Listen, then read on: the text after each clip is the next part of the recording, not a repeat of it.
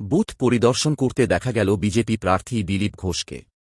বর্ধমান দুর্গাপুর লোকসভা কেন্দ্রের অন্তর্গত মন্তেশ্বরে উজনা অবৈতনিক প্রাথমিক বিদ্যালয় ১০৪ নম্বরে দেখা গেল দিলীপ ঘোষকে। বুথ পরিদর্শনে এসে সাংবাদিকের প্রশ্নের জবাবে কি বললেন শুনুন। জিজ্ঞেস করা উচিত ছিল, গাড়ি তো আমার যেরকম থাকে, সিকিউরিটির গাড়ি, পুলিশের গাড়ি আর আমার গাড়ি, এটাই আছে, আর লোকও তাই আছে। এখন যদি মিডিয়া আমার সঙ্গে চলে, সেটা তো আমার দায়িত্ব নয়। মিডিয়া সব জায়গায় যাওয়ার অধিকার আছে, তারা তাদের কাজ করছেন।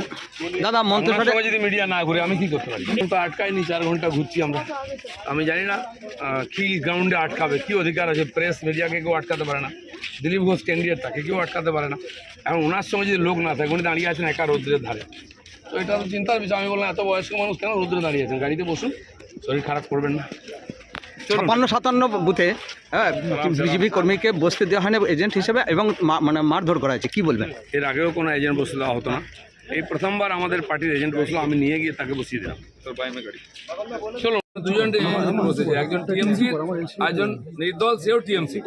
দুজন এজেন্ট, কোনো পার্টির এজেন্ট বসে দেওয়া হয় না। তাই সে এখানে যায়নি, বাড়ি এখানে ছিল।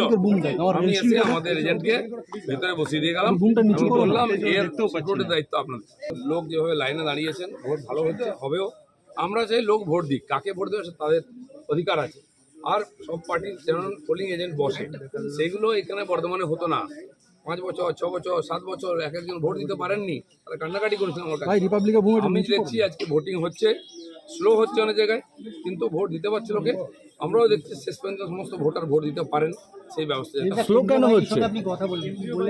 কেন্দ্রীয় বাহিনীকে বললাম যে এরা ভয়ের মধ্যে আছে, প্রত্যেকবার এসে ঢুকতে হয় না, মারপিট করা হয়, যেন তাকে সেফ বার করা হয়, সেই দায়িত্ব নিতে বললাম আমার এজেন্টকে। হ্যাঁ, দিল্লিতে ভোট স্লো হচ্ছে কেন, বলছে এটাও দেখছি আমি, কেন ভোট স্লো হচ্ছে, ইচ্ছা করে জাম করা হচ্ছে কি।